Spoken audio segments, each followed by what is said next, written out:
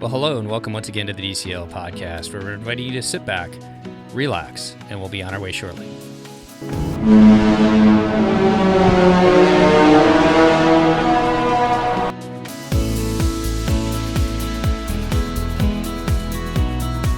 Well, welcome back to kind of a special edition of the DCL podcast, and I'd like to welcome to this show our co-host, Christy from Pack Your Pixie Dust. How are you doing today, Christy?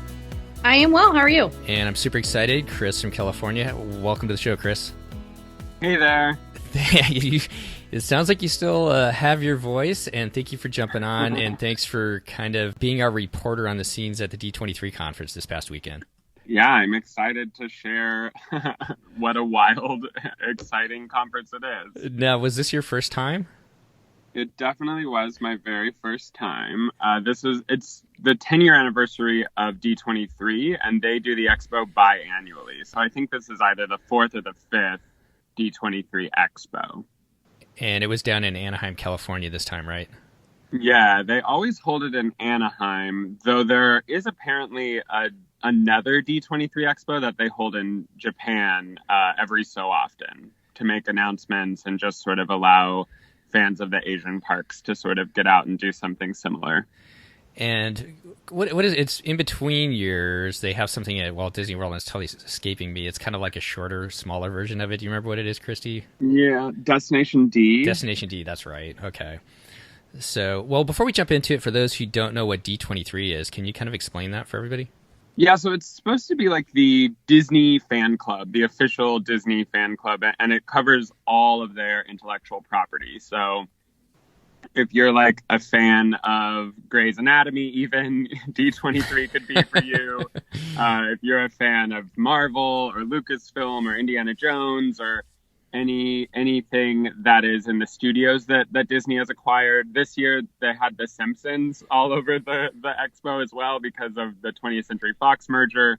So there's a lot of different intellectual properties that are at the expo, but I think sort of the bread and butter would be a mixture of Disney animation and parks and resorts. And the cruise line falls under parks and resorts, so exactly, yeah. So they have a big which makes focus. No sense to me. They had to put it somewhere in their big organization that they have, so I guess it's under Parks and Resorts. So talk a little bit about, so D23, you can go to d23.com to learn all about it. Christy, have you ever been a member? They had free memberships for a while, and so I was a member then. They still do have free membership, so you can go to d23.com and be a free member. I actually used to be a gold member, but I've kind of let it lapse. They put out a quarterly magazine, which is usually super cool. I mean, it's a really high quality magazine, and they do have some different events and stuff that they have. Most of them seem to be in California. Now, are you a member, Chris, or is your husband? Yeah, so excuse me. Oh, I guess I am losing my voice. We are a Gold family, yeah. So we have up to, I think it's myself and 3 other people can attend the Gold member events, though we've never really attended those events because they sell out in an instant. So like they do special tours of the Walt Disney Studios here in Burbank. We live in Burbank, so that would be pretty convenient. But those things sell out so quickly that we actually have not done any of the special events. The only thing that we've used our membership for is the annual gift, which this year was really cool. It was 10 golden pins celebrating important events in the history of the Walt Disney Company. And it ranges anything from like the 10th anniversary of Up all the way to the 50th anniversary of the Haunted Mansion and various other events throughout Disney history. So that gift is really cool. And the pins are super high quality. So that's a cool gift. And then you mentioned that quarterly publication. We get that. It's gorgeous. I've definitely never seen a magazine that's as well produced and on such high quality paper as that magazine. So that's another thing that we get. And then, of course, we get discounted tickets to D23 Expo, which we're going to talk about today. Yeah, and I used to be a member. They actually had the annual shareholders meeting up here in Portland one year because Walt's parents ended up here in Portland, which is, I think, they try and put the shareholders meetings at different cities around the country that have some connection with Disney. and they had a D23 event that year after the shareholders meeting, and that's why I joined. It was kind of cool. It was all focused around Maleficent when the movie came out, so they had some props and some people down here to talk about the movie, which was kind of neat. But yeah, that's what I've heard too. Like, it's impossible to get into a lot of those events. Yeah, they sell out almost right away. Yeah. So, well, let's talk about the D23 convention then. Now, I know I think usually sells out like on the Saturdays and possibly the Sundays. How far in advance did you have to book tickets, and kind of talk a little bit about the process for attending the convention? Well, so this year it did sell out all 3 days. From the research that I did, you can usually get 3-day tickets for the first month or two that they're on sale, which is a pass that would get you into all days of the expo. Then after that, you can only get single days. Definitely Saturday is the first one to sell out, because Saturday has the Walt Disney Studios panel, which talks about all the upcoming films across all of their companies. And then this year, I want to say Sunday was the next to sell out, and then eventually even Friday sold out. So the entire expo was completely sold out. You couldn't get tickets. I want to say maybe 3 or 4 weeks before the expo, it sold out. Chris, what did you purchase? So we decided not to take a day off of work. Because we live here in not in Anaheim, but near Anaheim. So we decided we're not gonna do Friday tickets. The only thing that they were doing on Friday was the Legends panel, which is where they give, I want to say maybe 10 legends, sort of an honorary designation, and they give them these really beautiful awards. This year it was like Robert Downey Jr. and Diane Sawyer and some Imagineers and people who work in the parks. So they go from all different walks of the Disney company, but you can watch the whole thing online live if you want. So we were like, there's really no reason to go for that. They also added the Disney Plus announcement, what shows were going to be there. That was something that would have been cool to attend, but we figured, no, we're not going to take work off for that. So instead, we just bought Saturday and Sunday tickets and attended the weekend days. Are you still happy with that decision? If we go in 2021, we would do a 3-day ticket, only because it's very difficult to see everything and do everything that you want to do, because it's very crowded. Like, right. Very, very crowded. So I think we would do a 3-day ticket if we went back. But we know so much more now about the expo that we would make better decisions in the future, probably. So, like what? And, like, would you buy that sorcerer's ticket? So they have that ticket that you can buy. Basically, it's sort of like your own club level or something for the conference. There's a lounge, and there is, front of the line access to things. There's guaranteed seating, things like that. But they only sell like 330. So I imagine those are super expensive and that they sell out in like an instant. Yeah, we would not buy those tickets only because they're like combined the cost of like a 7-night Disney cruise. Okay. So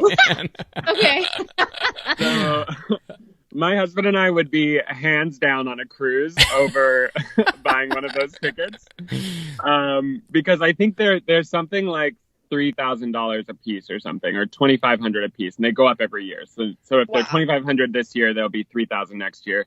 And Disney has a problem on their hands because the people who buy those tickets typically are there to get into the merchandise stores and to buy up all the limited edition merchandise and resell it for a profit on eBay. Oh my God. So those tickets go in an instant, and they're the first thing to sell out. And the people who get them, I'm sure they're Disney fans, some of them, but a lot of them are there for the money, which is a thing. But we wouldn't buy those tickets because we would much rather go on a Disney cruise than have front of line and get into the stores before everyone else. Well, since you kind of brought it up, what are some of the other thoughts that you would have before you went in 2021? What are some of the things that you would do differently before we actually talk about this one? Well, we did get a hotel. Even though we live down here, we got a hotel near the convention, which, good decision on our part. We would definitely do that again, because you want to be able to just walk back and forth from the convention to your hotel whenever you get a chance. We would plan a lot better. So here's the thing. if you go online, there will be no shortage of hardcore Disney fans complaining a lot about the event, saying that they had to wait in hours of lines, that it was not as fun because it's essentially just one line after another line after another line. If you wanted to get into the main panels, the really, really big showy panels, you had to wait overnight, like literally sleeping on cold concrete inside of the Anaheim Convention Center. And a lot of people are like, absolutely not. And I would have considered myself one of those people who would absolutely never sleep on cold concrete just because I'm a Disney fan. Except I totally did it. And I don't know why or how. And eventually I accepted that this is what I was doing this weekend. And if I'm being honest, just knowing that going in, I would have probably... I mean, if I do it in 2021 again, the really only way to see the things you really want to see is to sleep overnight in those freezing cold convention halls. So it's like, if we're going to do it again, knowing that ahead of time is probably a really important factor to having fun, because you just need to manage your expectations going into it. And we hadn't managed our expectations. We didn't even make the decision to stay overnight until like 10 o'clock the night on Friday night when we were like reading online that people were like, hey, the panel's filling up. If you want to get in, you have to go right now. So we just like left our hotel, walked over and sat on freezing cold concrete for 10 hours. And that was to get in the into the Disney Parks panel on Saturday or Sunday, which was yesterday. No, so that was to get into the studios panel where they announced all of their new projects and gave info. The studio panel is exponentially more crowded than the Parks and Resorts panel, but the Parks and Resorts panel was also very crowded. So I'll break it down just timing wise. If you wanted to get into the studio panel, they only allow 7,000 people in the hall. That's how many it fits. And if you wanted one of those 7,000 seats, you had to arrive by no later than 2 a.m. in the morning. Wow. And that was the only way to get into that panel. So we were able to get in that panel. They had a gold member line. We waited in the gold member line. It gives you slightly closer seats. And then for Parks and Resorts, if you wanted to get into those panels, you needed to get into the convention center by 5 a.m. because the lines filled to capacity at 5 a.m. But we got there much earlier than that, and it meant that we had like the best seat. We were so close to the stage for Parks and Resorts, which, being a cruise line fan, that was the panel I was there for. So I felt really excited that we had such good seats for Parks and Resorts. I don't even know where to go because it's so exciting to me. Steve, what would you have been more interested in? I know you were traveling a ton, obviously, but I kind of only cared about Parks and Resorts. But you know me, I am not into like the IP in the movies and Marvel, and I realize I'm going to have to start liking Marvel, or at least tolerating it because it's everywhere, which we'll talk about, but I just don't care about it. Yeah, I think as Blake gets older, he might have a little interest in that. I bet he goes either one way, Marvel or Star Wars. But Chris, like Christy said, I was kind of traveling this weekend, so I couldn't stay up with everything. But was all the Disney Plus stuff, was that included in the studios panel portion, or was that separate? No, they had their own panel in Hall D23, which is the 7,000 seater. That was Friday afternoon, and that's where they made all the announcements, like what's going to be available day one. If you attended D23, you could, for $140, which averages out to $3.88 a month, you could get a 3-year membership to Disney Plus. Wow. And yeah, that was a no-brainer price. So I'm assuming you signed up. Yeah, of course. $3.88 a month. We were like sold. And the cool thing is, when you signed up, you got a Founders Circle pin that is sort of for like the people who were D23 Gold members and the first to be on the platform. So it was cool. We have this collector's item now, and everything that's going to be available, we know we'll want to watch. The only thing I was thinking as a Disney Cruise Line fan is that I'm so used to like the special thing it is to get into your room on the Disney Cruise Line and be like, wow, I have access to the whole library and I can watch movies that I wouldn't normally watch at home. And now it's like, well, no, I will be able to watch those at home because it's essentially the same sort of thing that you get on a Disney cruise line in terms of having the entire library at your fingertips just by being in your stateroom. But then it'll give you more time to do more things and potentially spend more money on the cruise. You're right. They know what they're doing. Well, before we get to the cruise, hold that thought, because I know that that's one that we really want to talk about. Let's talk about some of your favorite panels. Well, to answer your question, Christy, I think I would be going with the Disney Plus because I was really curious about that. And then obviously Parks and Resort because I really wanted to see what they said about the cruise line and some of the changes coming to Epcot. But let's jump into some of the panels that you guys got to, and what were some of your favorite moments or things that you got to see and do, Chris? Yeah, so when we made the wild decision to go to the studio panel, the one that we had to get there by like 10 p.m. the night before, I spent the whole night regretting it and being like, why am I doing this? I'm in my 30s. This isn't even something I would have done in my 20s. But we made friends with people in the line next to us, and we ended up having a really good time. And when we got into the panel, I don't know if I was just exhausted, like so sleepy, but every single new trailer or every single thing they did on the stage made me cry. Like, Aww. I had just so much emotion, and they were showing the trailer for like the new Disney animated movie that's after Frozen 2, which is called Raya and the Last Dragon. And they brought out the actors from that, and it looks like this beautiful, like, I can't even describe, they don't even let you have your phone out. If you have your phone out, they escort you out of the hall. So to get into the event, you have to seal your phone in a bag and show them that it's sealed in there, because they're showing you all this footage that is not meant for the public. And that's, in some cases, almost years before anyone will actually get to see that footage. And so we got to see some of the animation for Raya and the Last Dragon. And I swear it's like maybe some of the prettiest animation you've ever seen.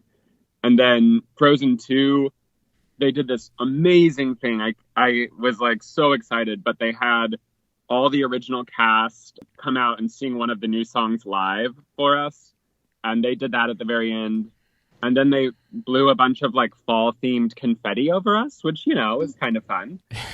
And so they ended on that super high note. But then they showed us secret footage from Rise of Skywalker. And as a Star Wars fan, of course, I cried a lot during that.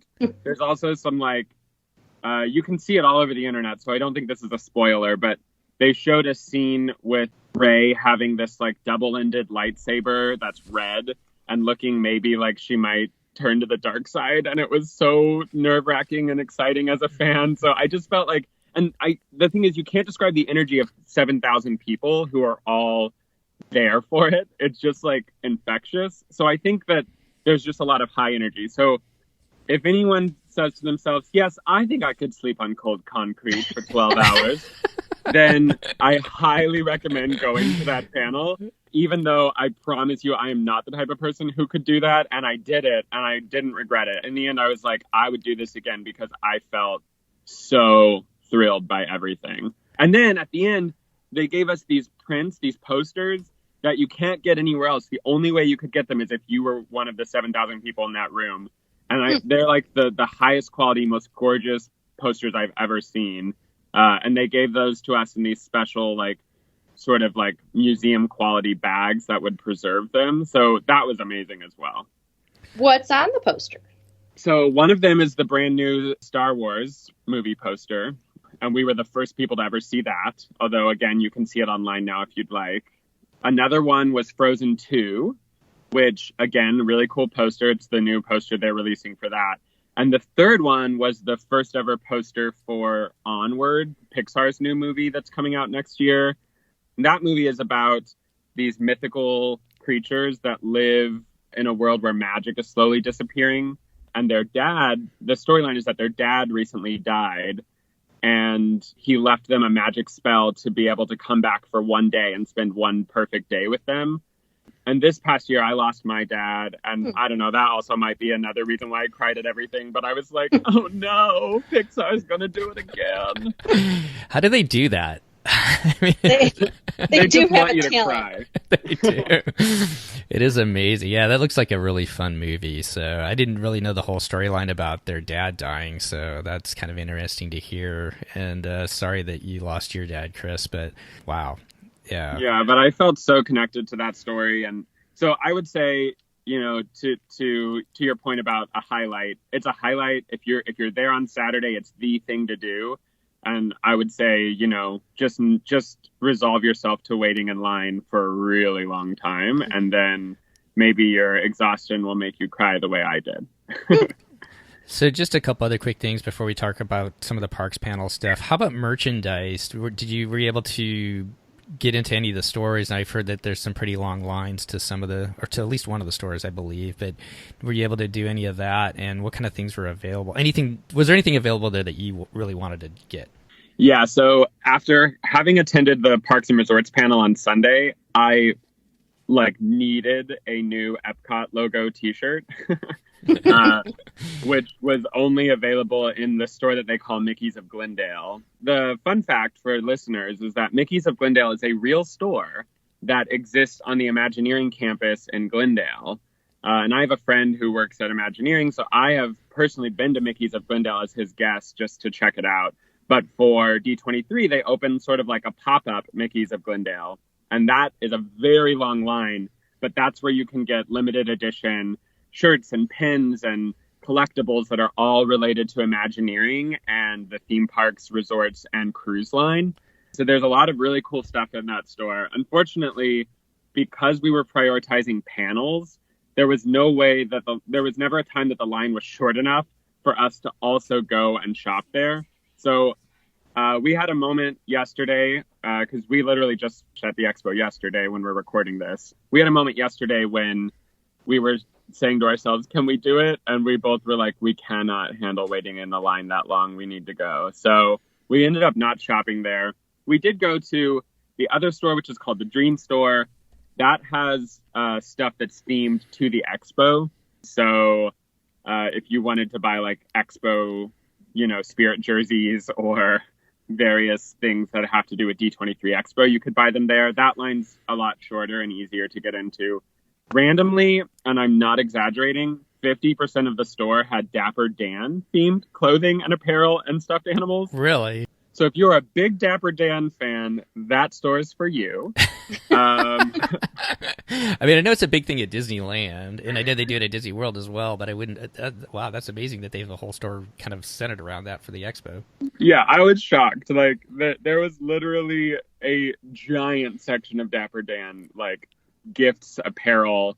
They had Mickey, Donald, Goofy, maybe Pluto, all dressed up as in Dapper Dan costumes as well. There was just a lot of Dapper Dan themed things. So that happened. And then the final store that's very popular, very long lines, is the Disney store. And they sell limited edition dolls mostly. And that line is also very, very long. So we did not go there as well. And one last question, I guess. Now, we talked about the three big panels, I guess. It seems like they have one major panel each day, Friday, Saturday, and Sunday.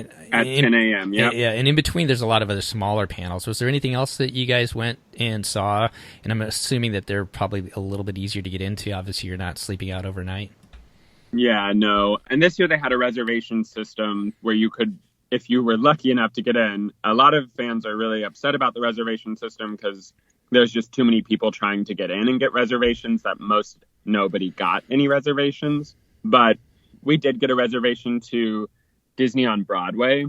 Oh. Because they're celebrating 25 years and they had a concert that was they had 6 different stars from their various shows come and sing songs from every show in the history of Disney on Broadway. So it was anything from classics like Beauty and the Beast to more obscure things like Freaky Friday the musical. And that was cool. There was a lot of unique and sort of first time, never before seen collaborations to sing those songs, and we enjoyed that. It was really good, though I was exhausted at that point, and after that panel we left so I could try to sleep. Any news out of Broadway then? Did they have anything new that was coming out or allude to anything? No, they really didn't. I thought they might. They acknowledged the national tour of Frozen, which just had its they So if you haven't seen Frozen on Broadway, don't worry, it's probably coming to a town near you. They recently did that casting. So they ended with everybody singing their own rendition of Let It Go. So that was something, but there really weren't any big Broadway announcements. I think because they don't have any plans in the next year or so, and that's really the announcements that they try to use at the expo for the next year or two. Have you seen Broadway? Have you seen that one by any chance? Just out of curiosity. Yeah, Frozen? I have. Yeah. We saw. I have an office in New York, so I'm there probably at least once a month, and I have seen it.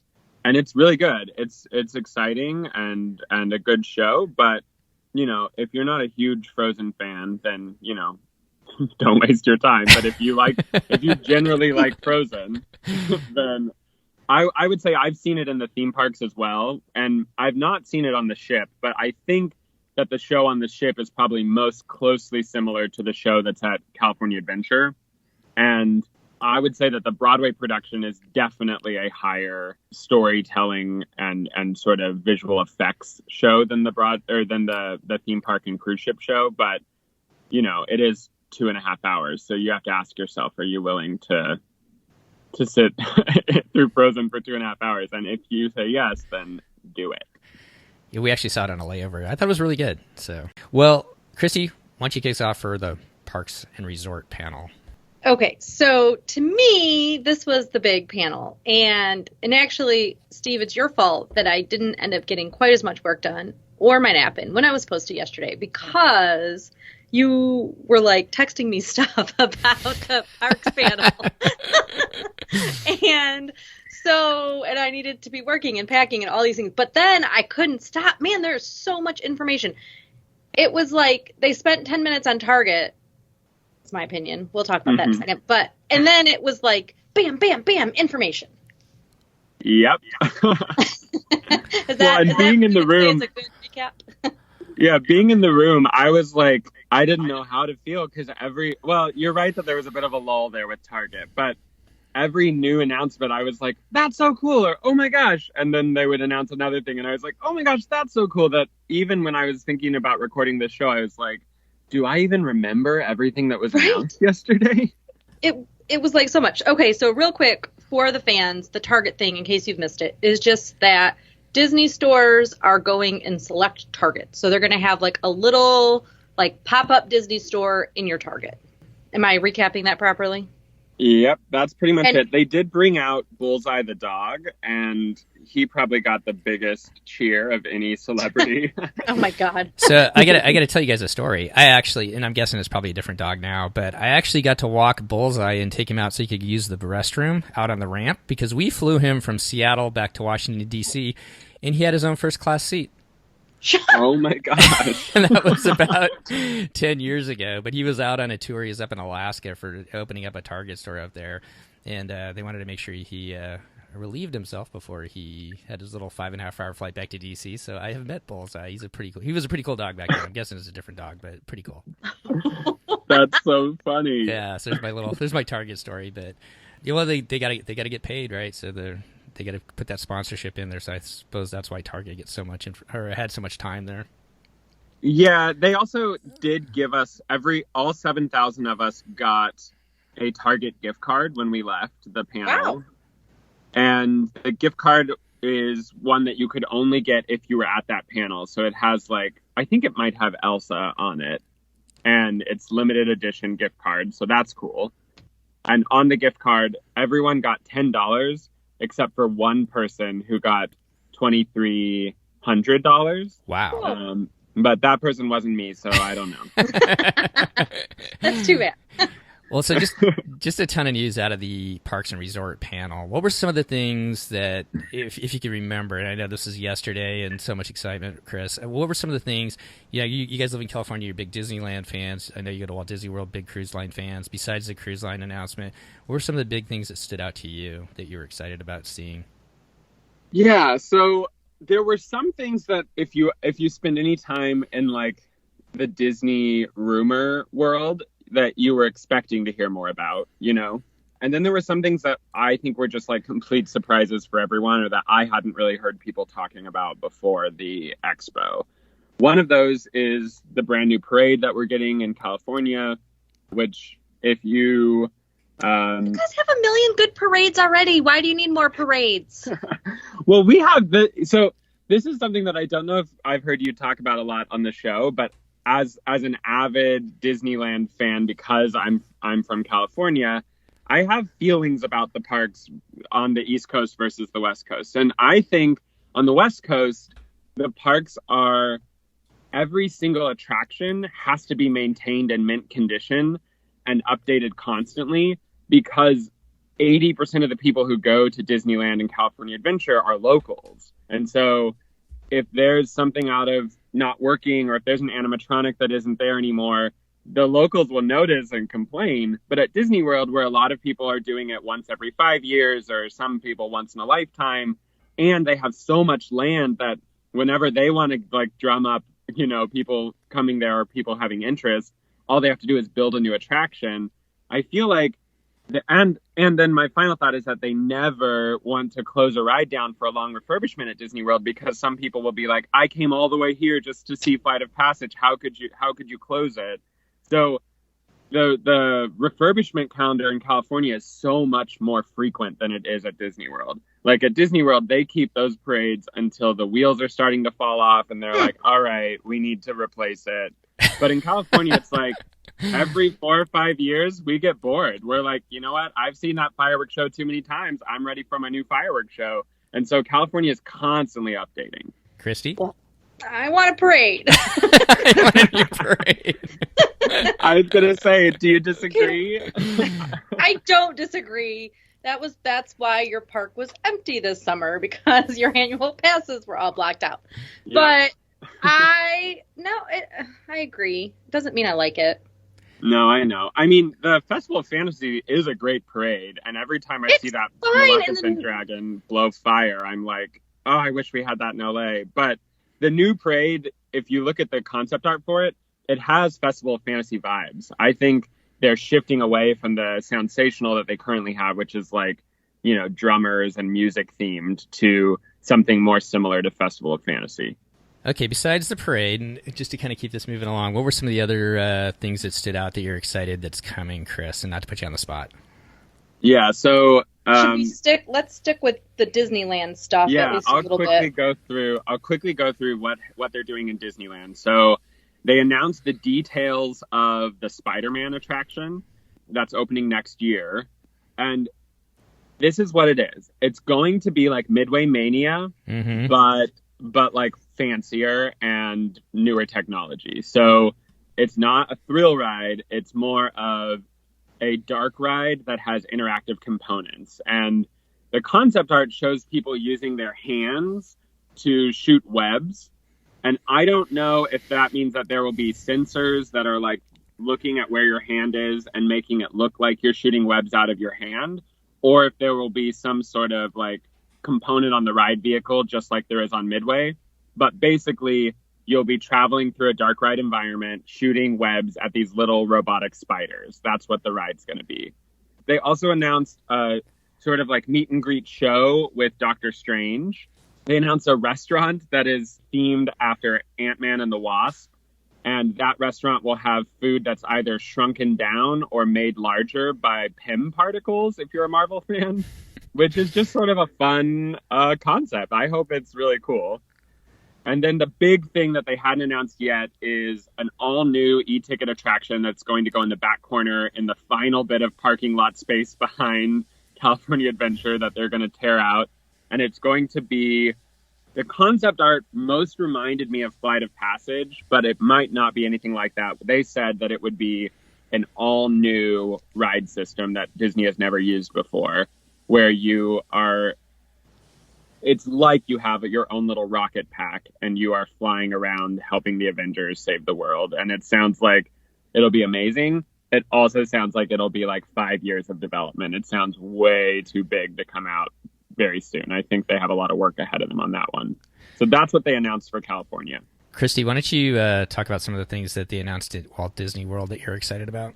I don't know if excited is the right word, but okay. The things that they announced that are potentially the biggest is, well, there's the Star Wars hotel. So that was rumored last week, and we didn't get prices, but they did give a little bit more detail. So you're going to be like on a ship, basically, right? Like the Star Wars ship. So they talked more about that for Walt Disney World.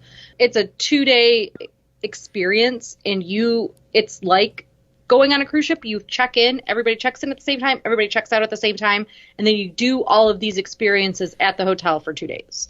So it is definitely for people who want to be immersed in Star Wars for 2 days, which is a disadvantage to someone like me, because I would love to take my husband there, but I don't want to do it. Like, I don't want to do the participation. I don't want to have fun. Watch it, but I don't need to be like, on that starship or whatever they're going to call it. So I think I've just combined worlds and people are going to throw things at me. But either way.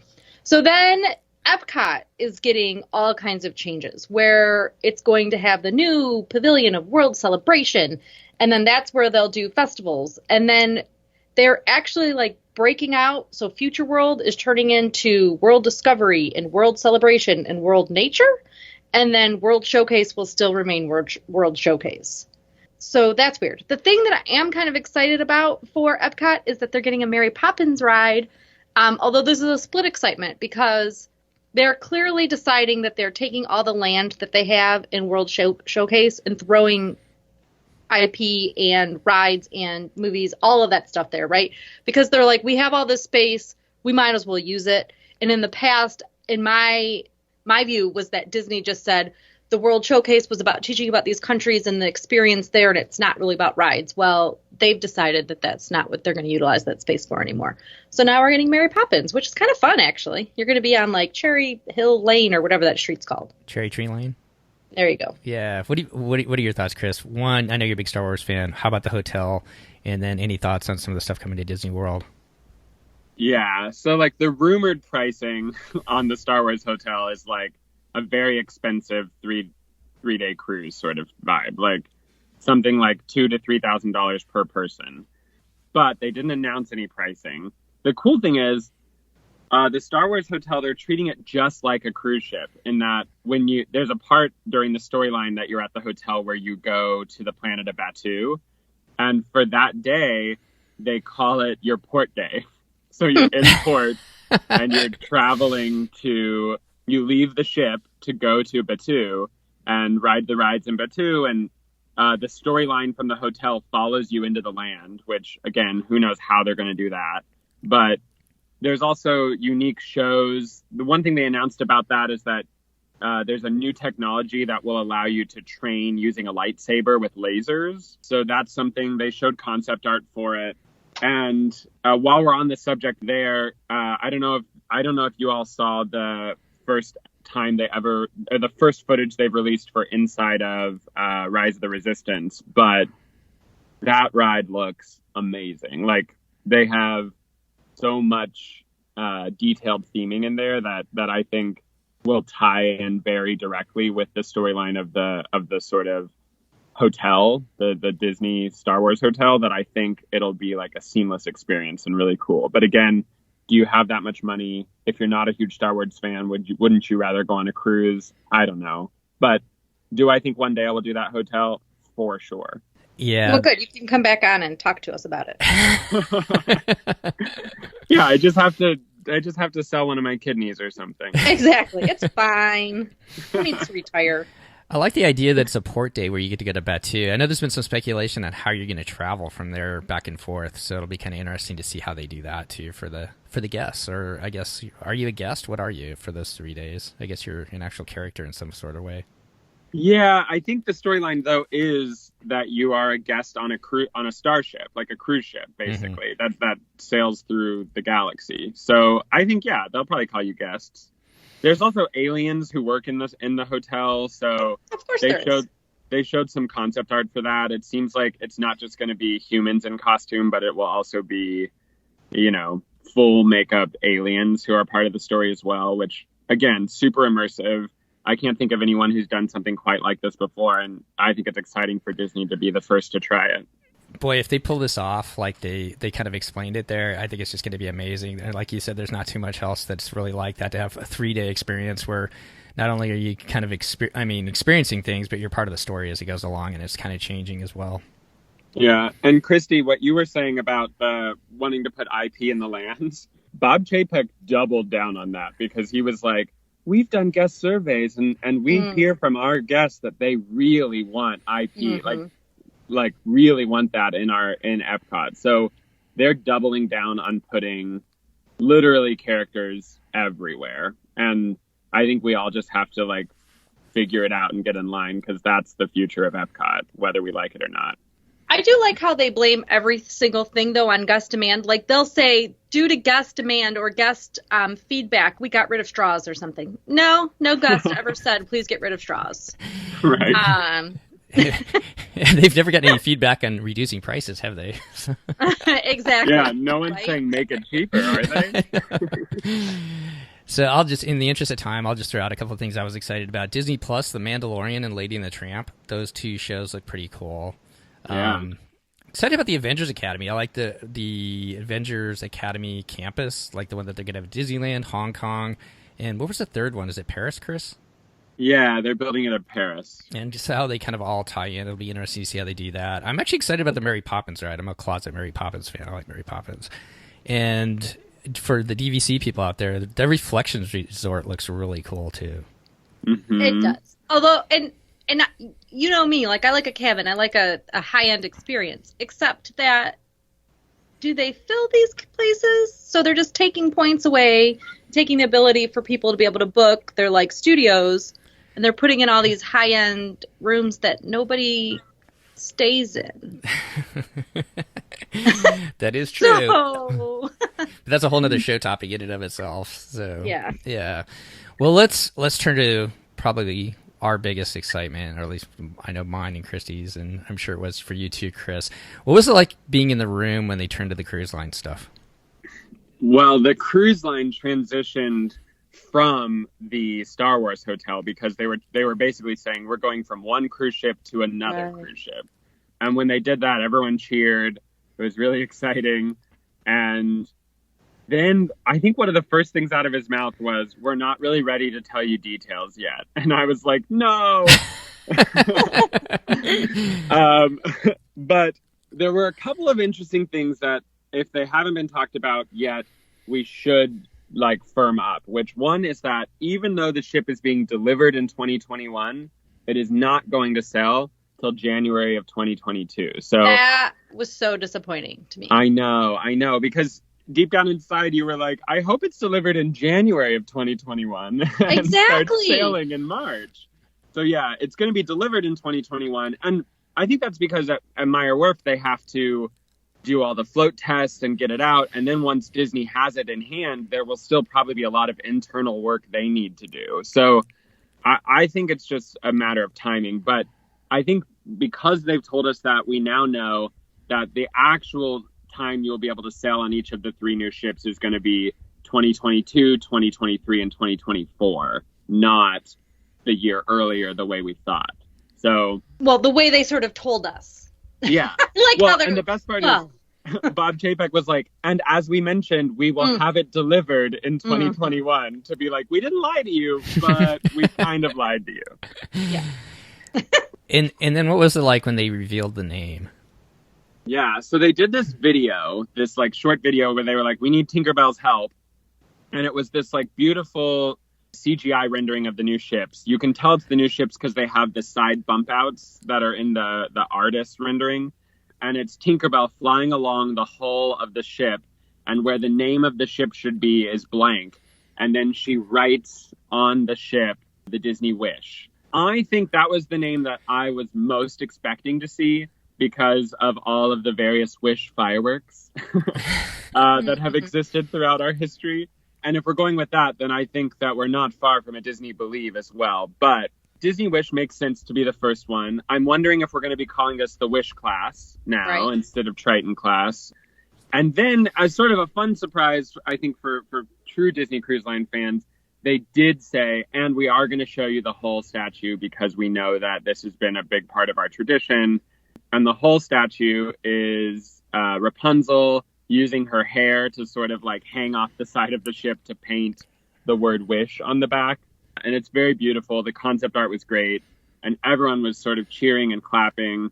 And as a special treat, they showed us the concept art for the new atrium, which for those of you who love the classics and the current sort of fantasy and dream class, it does look like they're going a whole new direction with the atrium. It does look like it's not going to look that sort of classic boxy shape. It looks like it's going to be lots of curves and sort of various sky and twinkle effects above it. But, you know, take it with a grain of salt, because concept art is never exactly what you end up getting. Right. Yeah, it's definitely more curvy. I'm looking at it right now, and it looks like they could almost have a little bit of fun with that ceiling, where maybe they could use that in an artistic way to maybe, you know, change the feel of the lobby to provide stuff for different shows and everything like in it. It might be kind of a cool thing that they can do.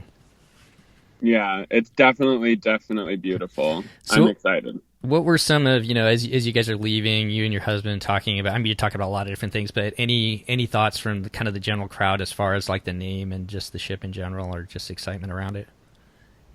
Yeah, I think the most excitement that folks gave out wasn't so much around the name, because I think those of us who have been guessing names, Wish has been on our list for a while.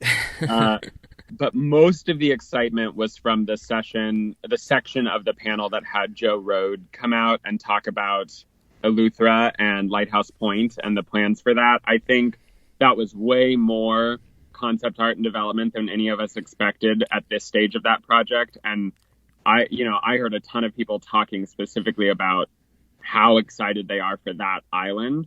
So yeah, we could transition to that, because that was the thing that I think was the biggest Disney Cruise Line announcement. Well, before we do that, I want to throw just a couple things out. For those of you just not familiar with the Wish are the new ships. It's going to be roughly the same size as the Dream and the Fantasy. And I'm just reading this off of the Disney Cruise Line blog. It's 144,000 gross tons with 1,250 guest staterooms. So roughly the same.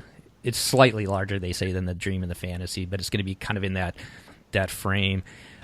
I've never looked at the turnaround time from like when the Norwegian Bliss was delivered as to when they first started sailing. I think I'm going to go back and take a look at that. But with the saying January 2022, I'm not going to hold you to this, Christy, but what would be your guess possibly for when things would go on sale? Any idea? Oh, why would you have not told me about that question? You're going to make me do math. All right. You do the math. So we just got summer. Of 20. Or fall, rather, yeah. Of 2020. Let's see. We're talking summer, basically, of 2019 to get fall. So it's like about a year, a little over a year and a quarter, year and a half. So if you're saying a year and a half, that's January 2021. So you'd be looking probably like fall, late summer, early fall of 2020 to book. Yeah, so let's all start saving our pennies now, because it's going to be Make sure you pricey. have an onboard booking credit. Yeah, but you know what? If they're smart, they're not going to allow those to be used. Why would they? I mean, they definitely don't need to. Right. Yeah. Frankly, Disney, and people, again, don't start throwing things at me for the second time of this podcast, but I would rather they reduce the prices overall and just not include those onboard bookings, because they block out other big time periods. I don't see how they wouldn't block out that period. That's a good point. So let's turn to Eleuthera then, and we'll take the controversy out. Yeah. Well, let's bring it some more, because, by the way, I posted the stuff you posted on the Facebook page onto the Instagram page, and like half of the comments are haters. Oh no. They're like, they're going to destroy this island, et cetera, et cetera. So like, you know what? I'm gonna.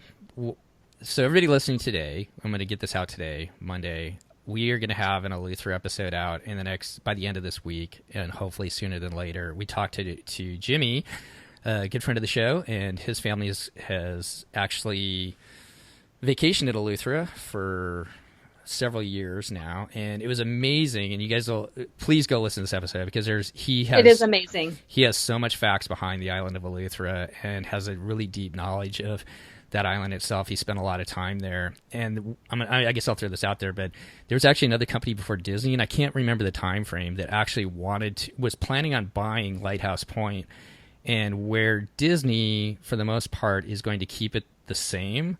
There's an inland waterway. If you go and take a look at the pictures, there's kind of two little lake systems. This company was going to completely destroy that, put in huge places to park mega yachts, and it was just going to be a place for the rich and the famous, basically, to hang out. So that was I want to say that was like 10 years prior to Disney coming down, and for the most part, and you guys can throw eggs at me, I guess, too, but I think if anybody's going to do it right and try and keep a semblance of the way it is today, Disney will honor it better, especially with Joe Rohde behind it. I think he's proven himself with Alani. I think he's proven himself with Animal Kingdom. But I mean, I thought that was something that was kind of illuminating, that 10 years ago there was a company that was going to come in and completely destroy this place the way it is today, and there was no talk about it just because they didn't have the name of Disney. But listen to that episode. And nobody wanted to save the land even after the fact, when the opportunity existed for that to happen. Yeah, so now everybody wants to save the land. Right. Agree with it or disagree with it. We could go. I don't want to get into that, but I guess, take your stand, whatever it is. But it was interesting to hear that there was somebody else that was going to do that 10 years prior, and there was nothing said about it. But I digress. Chris, Eleuthero, Joe Rohde, exciting. Yeah, I mean, to your point, I would say constantly throughout the announcement, they were talking about honoring the Bohemian country, culture, community, the folks who would be helping to sort of inspire and build this. There was a lot of environmental and conservation sort of things addressed in their talk. They know that this is controversial, and so they were sort of constantly referencing it so that they could sort of pre-answer some of the questions they know they're going to get from environmentalists about the impact that this will have on the island. So, it's something they're thinking about and they're worried about. The actual structures that they're building are sort of unlike anything that I've even seen in the Bahamas, and they acknowledge that. Joe Rohde said that he wasn't just building something that was, easy to find throughout the Bahamas, but that it would be its own thing, and that local artists would sort of help inspire that. And so the concept art that they showed you has these sort of like almost Polynesian vibes to them, but not quite Polynesian. There's definitely some Caribbean influence. They showed the various color schemes that would be based off of the animals and plant species that are existing already on the island. And the whole entire time, he referenced sort of his commitment as a project lead to keeping it beautiful and inspired by nature and the cultures that live there. And again, if someone else was going to come and develop on that land, I don't know that they would have that same goal. So I think I am optimistic. I care about the environment. I do. But I think that this will be a step in the right direction for something that will allow people to enjoy nature and see that beauty without destroying nature and beauty at the same time. Yeah, I think that's a really good way to sort of recap it, and my opinion as well. I hope I didn't get on my soapbox there. No, I don't think you did. I think, it doesn't surprise me, Christy, that you had people coming on commenting on it, because this is like a hotly contentious topic. But if you look at the concept art, it's a lot more lush and green even than, I want to say, Castaway Cay. That, like, because they're trying to preserve so many portions of it, they're putting the dock in a place that's not actually very convenient for folks, but it's in a place where they wouldn't damage the reef. So even the sort of layout of the island is all about preserving its natural beauty and making sure that, the plant life and animals on the island are safe.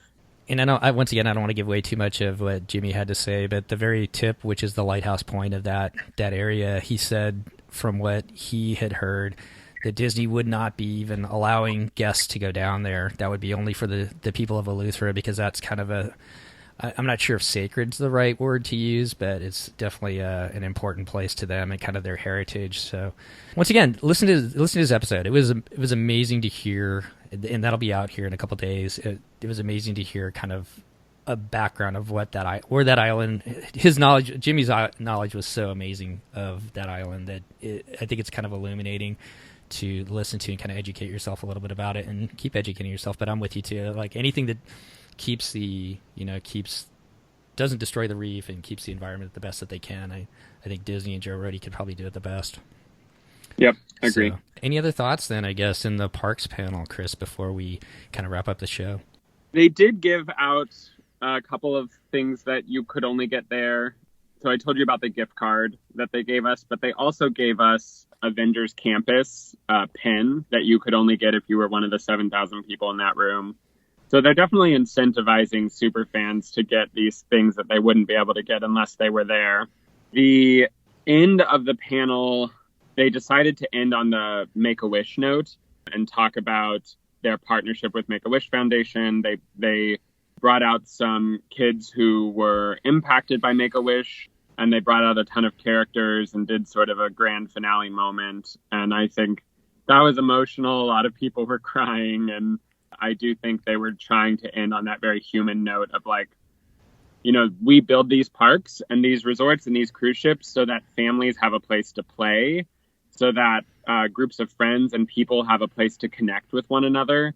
And it's all about that human component in the end. So let's end talking about that and not just talking about these amazing, you know, landscapes and destinations. So I felt like it was actually a pretty good note to end on. And the panel overall was one of the coolest Disney things I've ever done, because the energy in the room, just being around so many people who care so much about this, was just infectious. So to kind of wrap it up is, you know, after experiencing 2 long days, sleeping overnight and whatnot, do you think 2021 is going to be on your bucket list or your schedule, Chris, you and your husband's?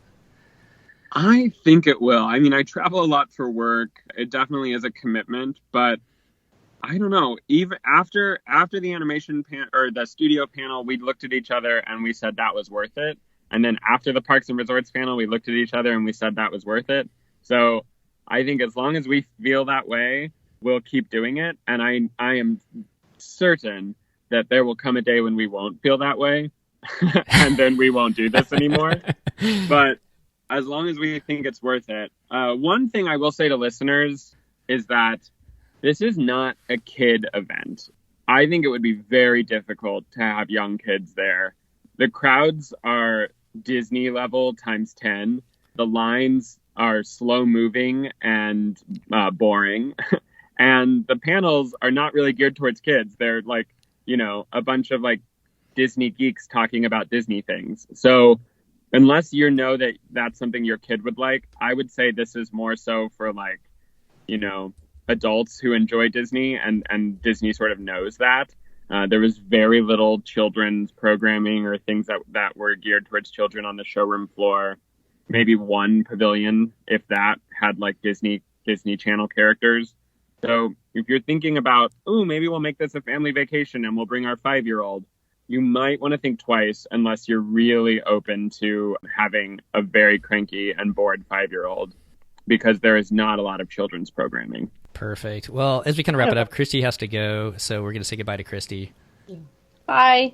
Chris, it was great talking to you. Thank you You for the too, information. Christy. Bye. And good idea putting that out there for kids, because people think they should bring their kids everywhere. I have a little kid, and I realize that my little kid doesn't belong everywhere. On that good, note, I'm glad. Goodbye, guys. Have a good Bye. day. Thanks, Christy.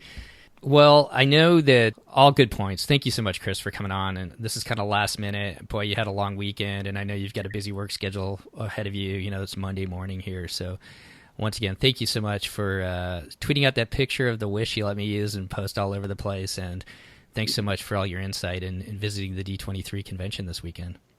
Yeah, my pleasure. I'm glad that I could share it, and I know that we're all excited, and it's fun to share that excitement with each other. Yeah, I can't wait to hear everybody's stories when the Wish comes out and they start sailing on board her, and hearing your and your husband's stories too as you guys go on board. So I know that you guys are going to be down for Marathon Weekend in January. What else is going on? Has anything changed between now and then as far as what your plans are? No, so we did sort of book the Marathon Weekend trip, so it's firmed up. We're going to stay at Pop Century, which I think you've stayed at.